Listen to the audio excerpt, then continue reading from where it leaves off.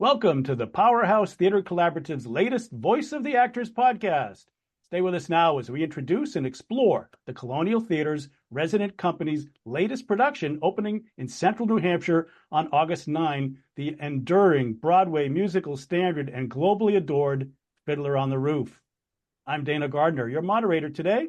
I'm a member of the Powerhouse Theatre Collaborative's board of directors and a frequent performer and backstage contributor. Before we draw back the curtain on what makes Fiddler so special, please join me now in welcoming today's guests. We're here with Bryan Halperin, co-founder of the award-winning Powerhouse Theatre Collaborative and director of Fiddler on the Roof. Always a pleasure, Bryan. Hello, Dana. We're also here with Joel Iwaskiewicz, an English teacher and theater educator at Exeter High School, who plays the lead in Fiddler, Tevye. Welcome back, Joel. Thanks for having me back, Dana. Good to be here. And we're here today with Emma Malloy, a recent graduate of Plymouth State College with a BA in theater, who plays Tevye's middle daughter, Havala. Great to have you with us, Emma. Thanks for having me, Dana. I'm excited to be here. Terrific. Hey, this year marks the 60th anniversary of Fiddler on the Roof, which debuted on Broadway in 1964. It went on to win 9 Tony Awards, including Best Musical, Score, Book, Direction, and Choreography. It was the first musical to surpass 3,000 performances and held the record at the time for the longest-running Broadway musical at nearly 10 years. It also led to a very popular 1971 movie that won 3 Oscars and was the highest-grossing film that year. With music by Jerry Bach, lyrics by Sheldon Harnick, and book by Joseph Stein, Fiddler is set in the Pale of Settlement of Imperial Russia near Kiev around 1905. It's based on Tevye and his daughters and other tales by Sholem Aleichem, who was described as the Jewish Mark Twain. Bryan, what makes Fiddler more than just a humorous story about a predominantly Jewish village and a poor milkman facing big changes at the beginning of the turn of the previous century?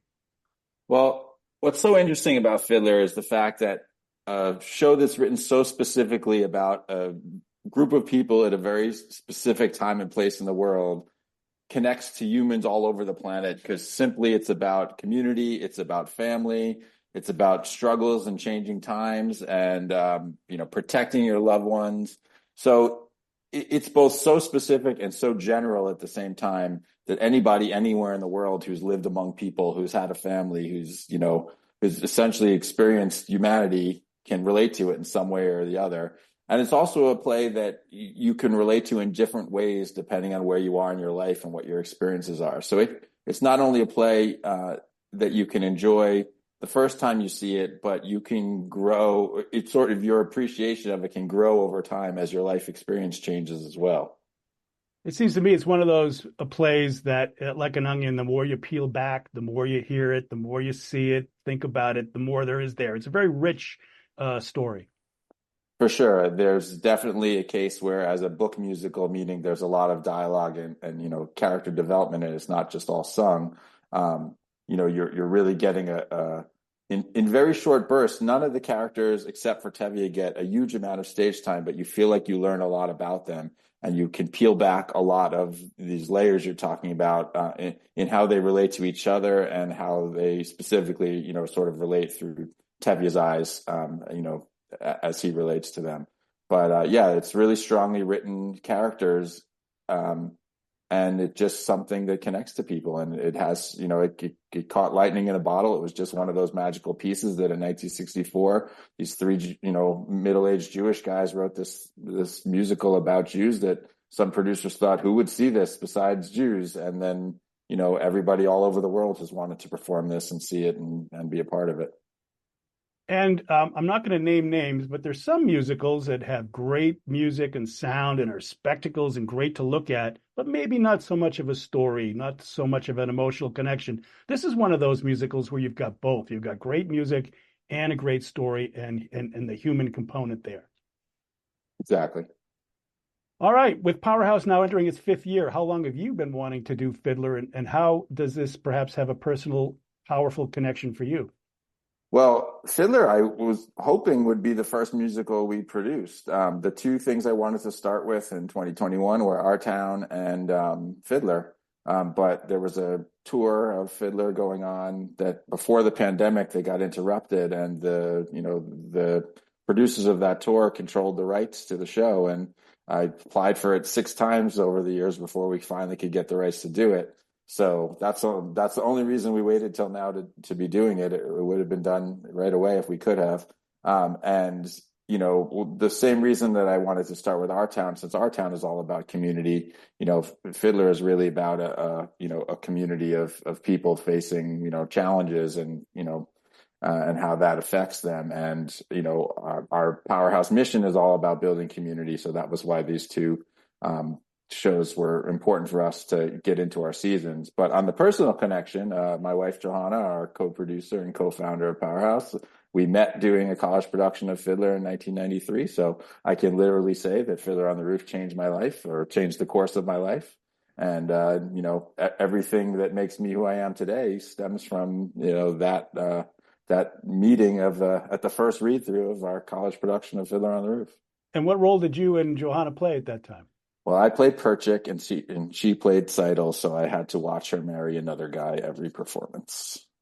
Must have been tough. Joel, Tevye is a poor milkman with 5 daughters from 120 years ago in a land far, far away and very different from ours here in central New Hampshire. How has this nonetheless been relatable to you? Why is Tevye, despite that distance and those circumstances, somebody that you can cozy up to? Well, I'll dial it back a couple of years. Bryan spoke to the way your perspective on Fiddler changes as you experience more life. So this is my 3rd time performing Fiddler. The first time I was in the show, I played the rabbi's son, Mendel, in a community production with a youth theater in New Hampshire that I had performed with regularly. But what made that production really unique was that in the summertime, they encouraged all of our parents to come try out for the play with us.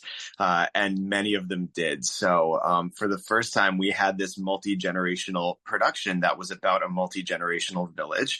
And we were watching our parents, many of them for the first time, experience being on stage and kind of leaning on us to figure out what's going on. How do you do this? And the show is very much about individuals in different generations, kind of just learning the lay of the land, changing it, like falling into old habits, learning new ones, bending and growing. So appearing in that show with my mom, and it was her very first production, was amazing.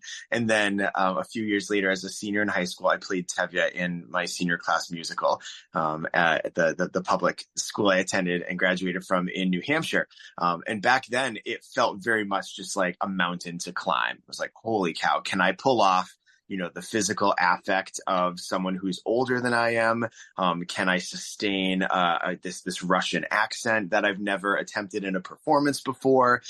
Can I develop and harness the chemistry of my peers, who are my close friends, into believable father-daughter, husband-wife relationships throughout the course of the play? So finishing the role then very much felt like, oh my gosh, like I did it. It was kind of like pulling out every trick from a really deep bag. Yeah, that's asking a lot of an 18-year-old, right? At a time too when I couldn't grow my own facial hair, sadly. So like I had the full glued on beard. That added a whole other layer of challenge as the glue started to like melt and the beard would detach. How did I get through any of the numbers, without the audience seeing my baby face revealed?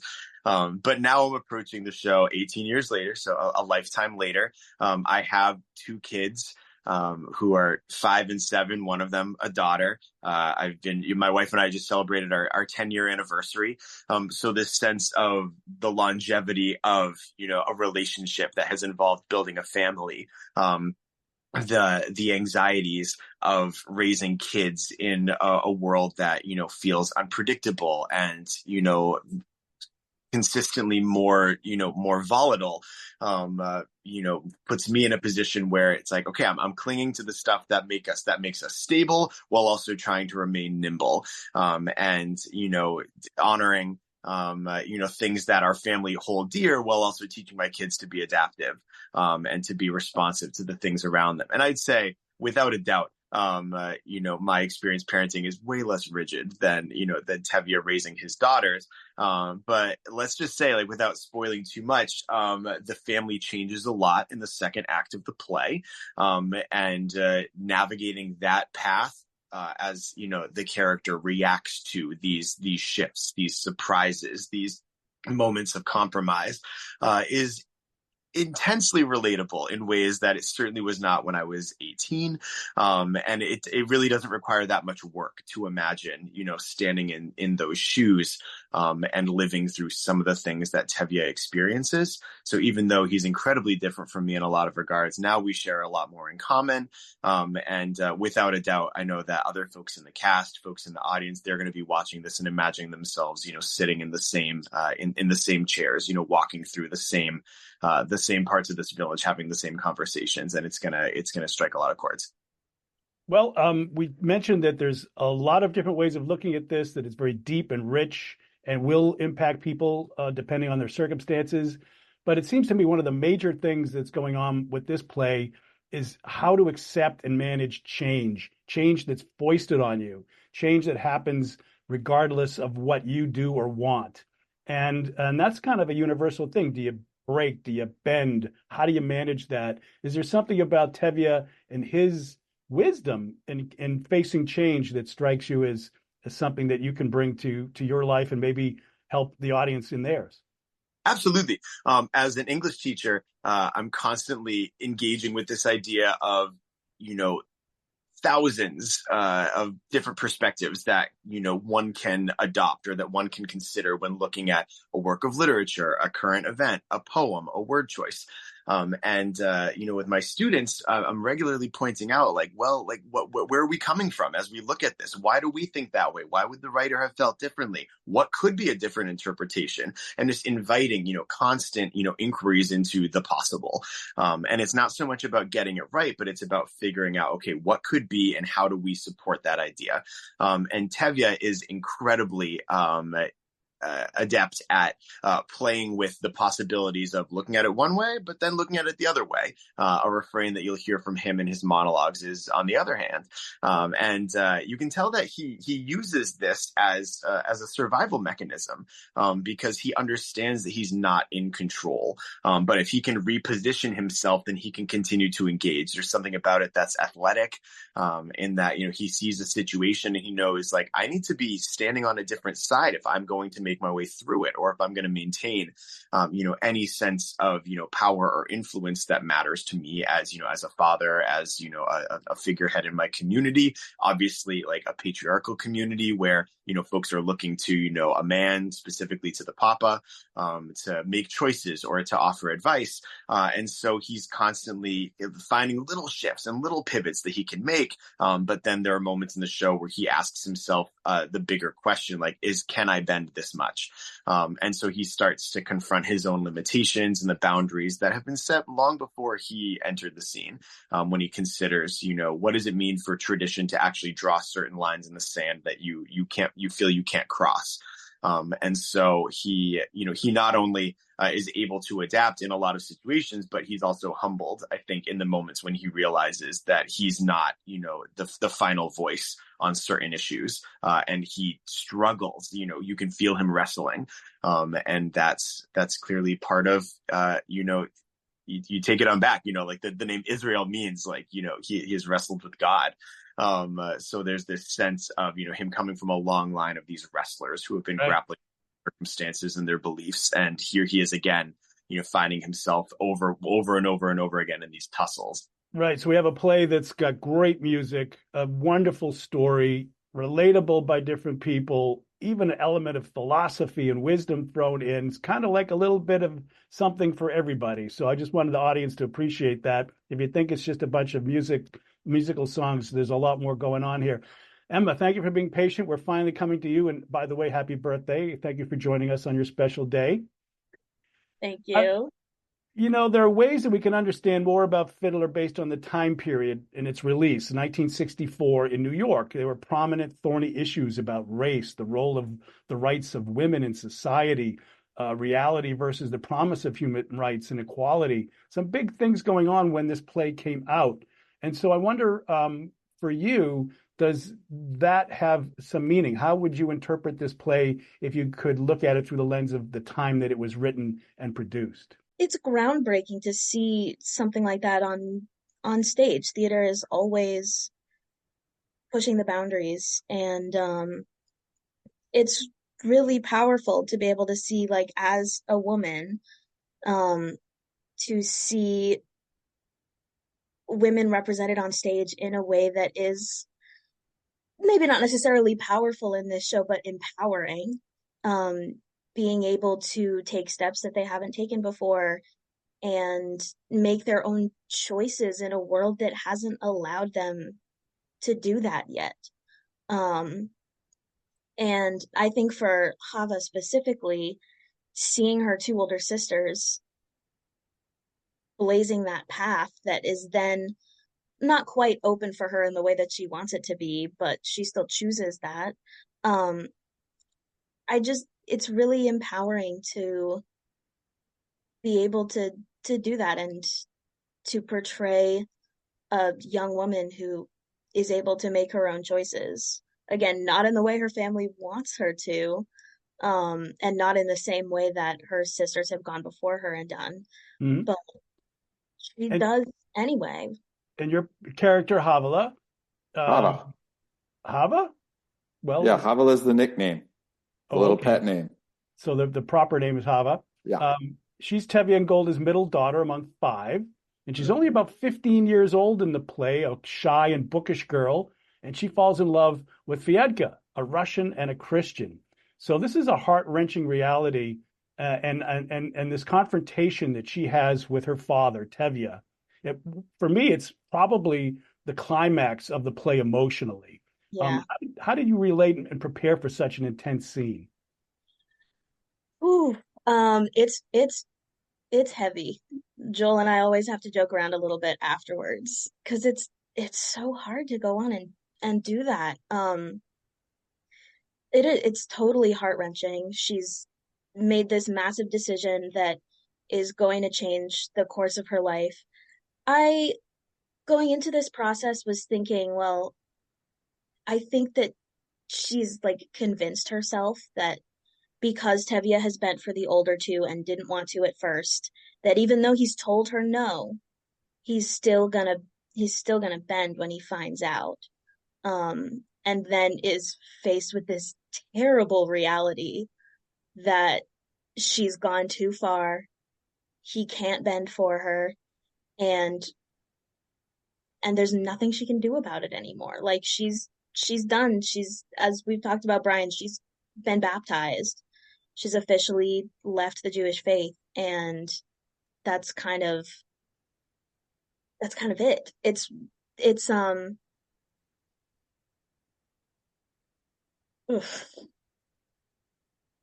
Okay, it's definitely something that people can not only experience, but I think it opens people up. Bryan, that's another thing that you've mentioned about Fiddler, is that it's a very emotionally engaging play that over and over again it hits, big themes, relatable themes. Tell us a little bit about how that emotional journey, those ups and downs, makes this so engaging to enjoy and watch. Well, you said it right there. It's the ups and downs, right? I mean, it's about the joys and the suffering that families and villages and communities go through. I mean, we have the euphoric celebration of a wedding, and the breaking of some dancing taboos, traditions, into an act of violence against the wedding party. So your emotions go all over the place between the highs and lows. So you're right there. But also, I just want to touch a point. Emma made a really important point in relation to your comment about, the 60s and when it was written. It's Tevye's show, right? He's the star. It's his story, but he's actually not the driving force of the narrative. He introduces the play with tradition, which in the script is listed as the prologue. It's not scene one. It's just a prologue that kind of introduces you to the key players. And then we don't go into If I Were a Witch Man, and Tevye's I Want song is like a comic song, a few scenes in. The first scene is actually the setup of Seidel's fate with the matchmaker. And the real actual I Want song that changes the show is the three daughters singing Matchmaker and kind of making this feminine pact that even though we're not supposed to have choices, we're going to kind of stick together and try and secure the marriages we want, not the marriages bestowed upon us. So for its era was a very feminist sort of, in 1905, that would be a super feminist sort of ideal. And so written in the 60s when, there was all sorts of change going on in America, particularly with, sort of the feminist movement there and, search for equal rights and things like that.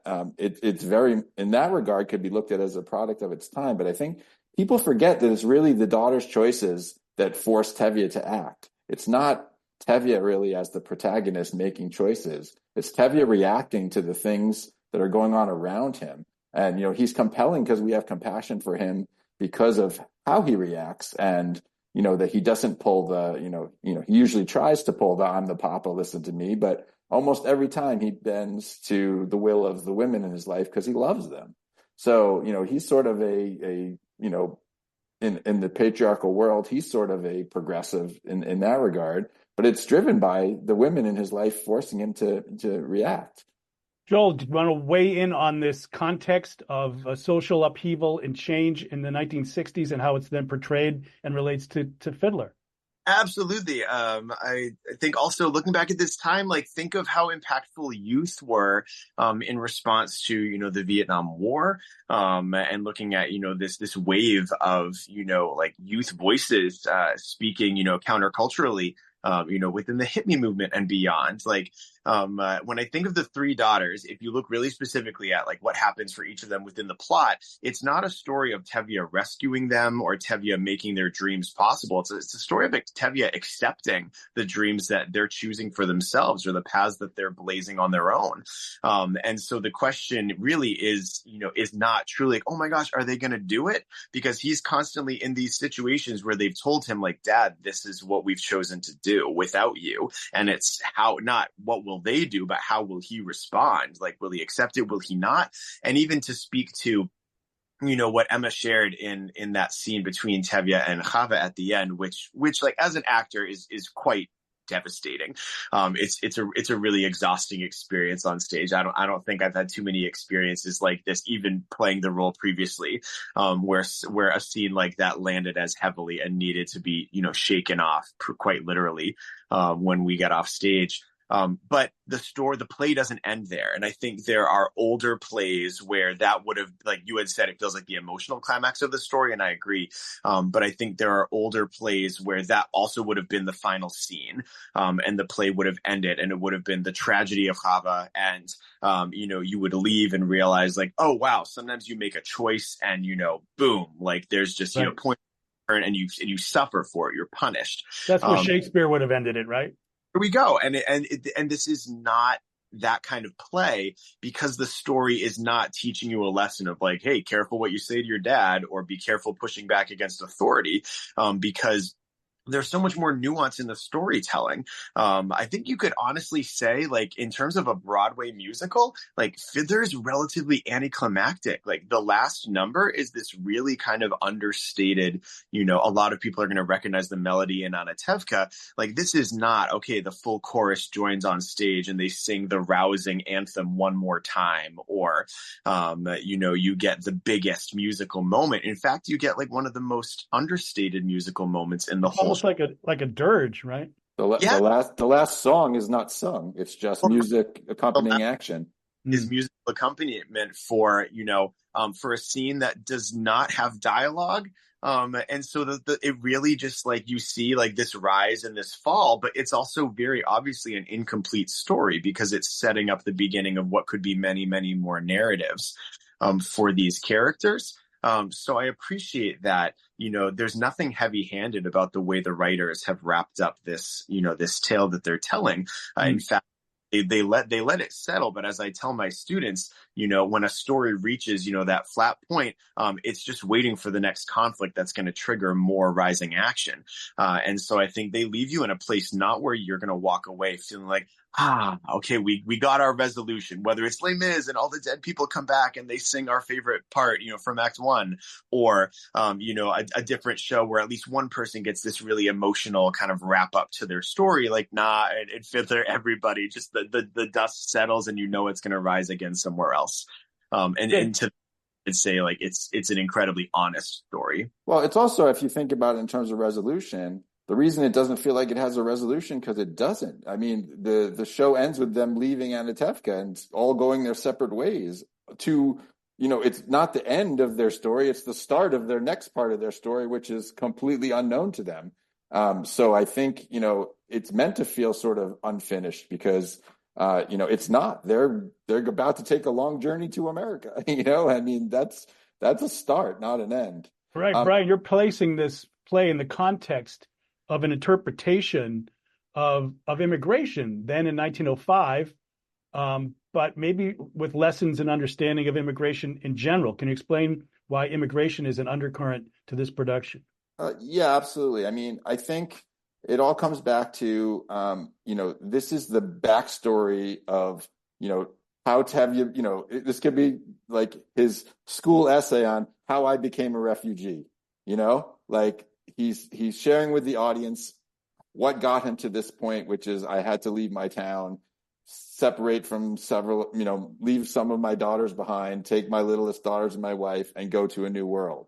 That's as I said, the beginning of another story or the next part of the story. And, we tend to vilify or be scared of, or speak poorly about immigrants in this country and what's going on in the world, refugees all over. And yet Tevye is a beloved character for the last 60 years, throughout the world because of Fiddler on the Roof. And it just occurred to me, like, Tevye is one of these people. He's coming to America doesn't speak the language, has no money, fleeing violence in his homeland, and he can't stay and wants to come and give his kids a better life. And, those motivations are no different than, any, refugees, or immigrants throughout history of why they go from place to place. So it was important to me to just, without sort of making any overt statement, just reminding people, like, these are the reasons people do this. If you have compassion for Tevye, maybe you can have compassion for other people as well. Because, most people don't take these moves for no reason or lightly, and they're dangerous and they're scary and, nothing more vulnerable, I think, for a parent than bringing their kids into the unknown and not knowing how to protect them. So, I'm just hoping to sort of, create empathy for, for people in this situation, past and present. Now, Emma, both Bryan and Joel have some long history with this play. Have you done anything with Fiddler in the past, and what attracted you when you heard that it was available to become part of the cast? I don't really have any history with Fiddler. I remember watching the movie with my family a long time ago. And I don't really remember anything beyond that. I think I saw like a junior version of it, maybe when I was like 10. What do they do in the junior? Like leave out the pogrom? It's just about the weddings? Yeah, I guess. I just remember like Sunrise Sunset from that show. But it was always a show that was like in the back of my head, but I didn't really know that much about it. I knew it was the daughters and, Tevye and Golda. I didn't really remember any details or anything. So when I, joined Powerhouse at the beginning of the year with In Love with Broadway, and I would like see the list of the shows in the lobby, like walking into the theater, for this season. And I started to look into Fiddler a little bit more, eventually like watched some clips of it, listened to the soundtrack, like read the scripts, did the whole thing, and eventually was like, I'd love to play one of the daughters. Don't really care which one, just would love to be a part of it. And now that you've dug into it more, what jumps out at you that you didn't appreciate perhaps before you got more deeply into it? I appreciate Chava so much more now. she's, of the three older daughters, I think she's probably considered the smaller role of the three of them. Um, but she has so much to work with, like emotionally. She's just like riding high the entire show, it feels like. Um, she's a middle child. I'm a middle child. I have a lot of things I can relate to Hava on. Which I had no idea until we started to get into it and we talked in rehearsals and I started to pinpoint all of these little similarities that I could use to help me in this. And Hava's sort of the intellectual. She's the bookworm, right? Mm-hmm. Yep. I'm curious to ask Emma because I know when I did it as, Perchik I played Perchik at 17 and then again at 20. Those are my two times being in Fiddler. And, I know at that point, all I was thinking about was, I'm playing a romantic lead and, it's all about the love story and the wooing. I definitely was not thinking about immigration and parental roles and things like that, which I think about all the time now in both my real life and in relation to the play. I'm wondering from Emma's perspective, being fairly new to Fiddler, as she said, and being a young person who gets to be, wooed and courted, by her real life partner, what are you thinking about in this process? I mean, are you going about it in terms of focusing on the falling in love part? Or are you thinking more about the sort of bigger familial and sociological implications? Because I know I only thought about the love part when I was 20. It's when I think before auditions, when I was kind of starting to get to know it, I was completely thinking about it in terms of oh, well, each of the daughters falls in love. That's their arc. And that's kind of how you look at it. But I feel like I barely even think about that part of it now. We've spent so much time working on the family scenes and building our dynamic and having fun together as a family that that's always at the forefront of my mind. Even backstage waiting in between scenes, I'm hanging around with the other sisters and just thinking about what's the next scene, what's the next family scene. In terms of the romance with Fiedka, we kind of have to, because Hava is she has a little bit less scene work, there's a lot of gaps that you need to fill in, which Joel and I have talked about because their relationship, Hava's the quote unquote favorite child, very much Tevia's favorite. Which you only know because of the one line in the song. Exactly. There's no proof of that written in throughout the show until you get to that point. So it's Joel and I are going back being where can we add moments of connection to show that this relationship is really strong and really important to them. And it's difficult with Fiedka because there's not really many chances to do that. We only have a couple scenes together. And the first scene is when they meet, and then the second scene is at least 9 months later, maybe a year, and you haven't seen them together at all. And then all of a sudden they're talking about asking Tevye about getting married.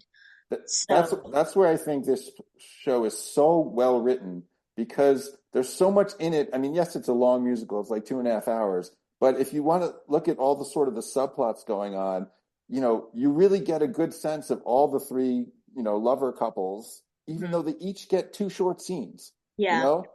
You instantly want Seidel to be with Muddle, even though you only get a half page of dialogue of them interacting before you make that decision.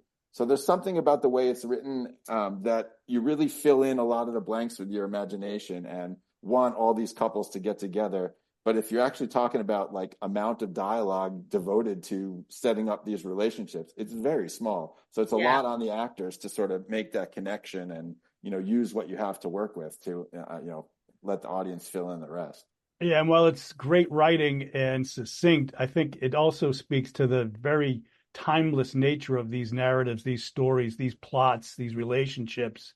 So it just carries because people can instantly put themselves in these positions and understand them. And that makes for really great entertainment, but something you walk away from not just feeling entertained, but enlightened, perhaps. Right. Who hasn't, fallen in love with somebody that they think their parents won't approve of, or All right, we're coming up near the end of our discussion. I'm going to go around the table. But I'd also like to point out that I have a personal relationship with this play. Even I am in it. I play Laser Wolf. It's probably easier to understand why Zeitel wants modal when they see the alternative. And this was the first big Broadway type play that I saw. I think it was like 13 years old. It had left Broadway, was touring, was in Boston. And I'd seen plays before, but I'd never seen a big Broadway style production. And so it made a big impact on me. I guess I was 13 years old, like I said. So I go way back with this too. It was kind of the first invitation and entry into the world of Broadway shows. Okay, let's go around the table. We'll start with you, Joel. Why should people come and see this production of Fiddler, even if they've seen it before? Because there are 63 people in it, and they represent a true community.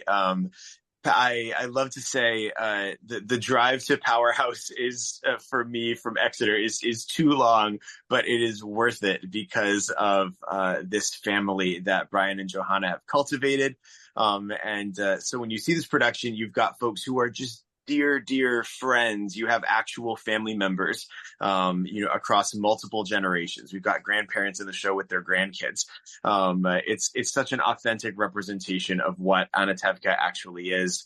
Because it's not just folks who got thrown together and are doing, their job as actors to represent what does it look like to be bonded and to be tightly knit.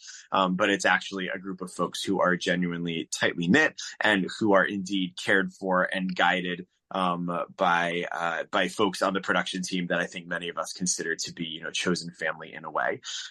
So you're going to see the chemistry and the bonds on stage. And I think as an audience member, you'll even feel, drawn into a community that you should absolutely be drawn to. Come try out for a Powerhouse show, buy tickets to everything that they're doing. This is a really special bunch to get plugged in with. I'm grateful for it.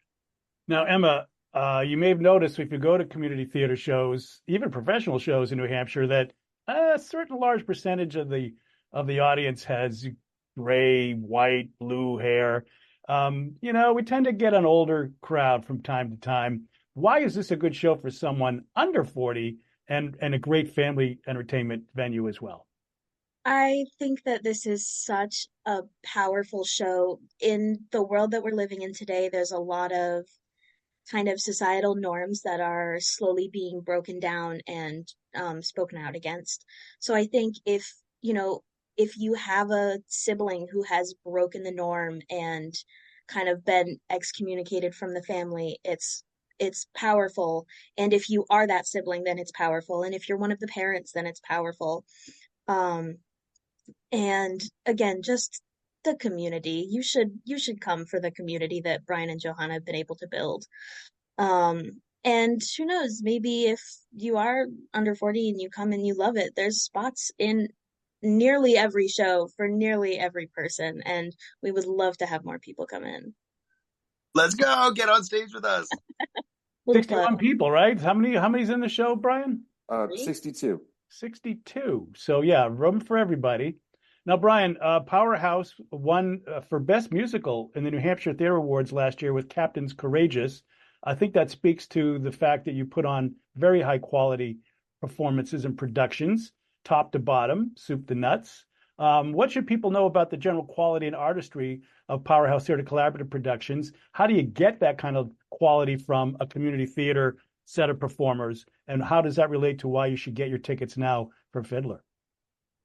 I mean, we always talk about that we have a lot of really lovely people who also happen to be very talented that come out regularly for our shows.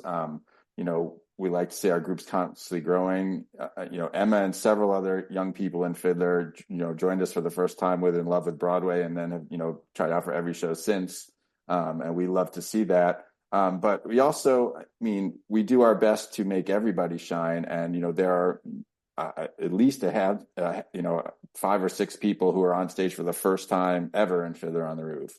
And I think what we really try to do is, sure, people with lots of experience or naturally talented are likely to get lead roles, but when we do these big shows, we always try to find a way to be inclusive and let encourage people who are maybe trying for the first time be involved as well. And that's what really I think makes the community shine, that overall, you're going to see a very polished, hopefully professional feeling production with a mix of, college, graduates with theater degrees like Emma and grandparents who are trying out for the show for their first time ever, or got involved in power chords, decided they liked to sing, and then wanted to see what it was like to be in a big musical.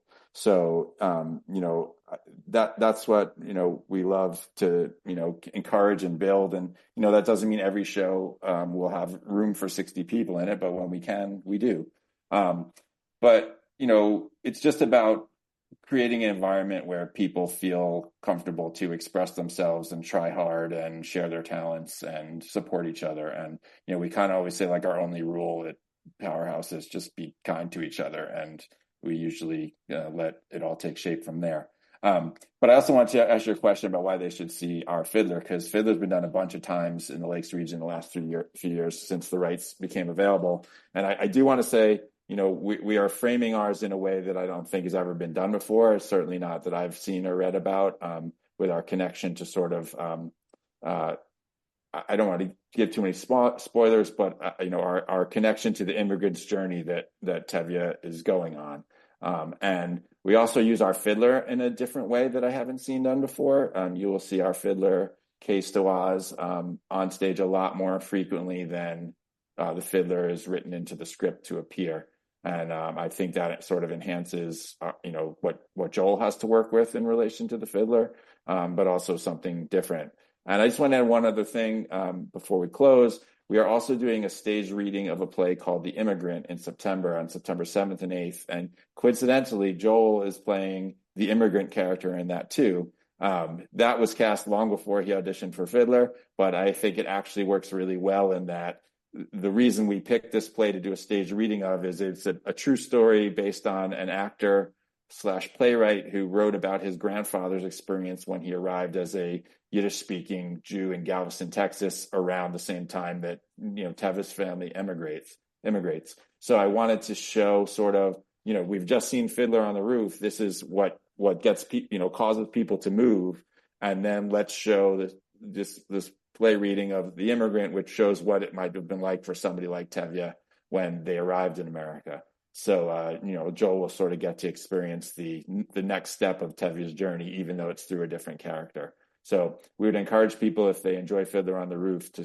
come see the Immigrant stage reading in September, which is free to the public, and see the next step of this kind of story.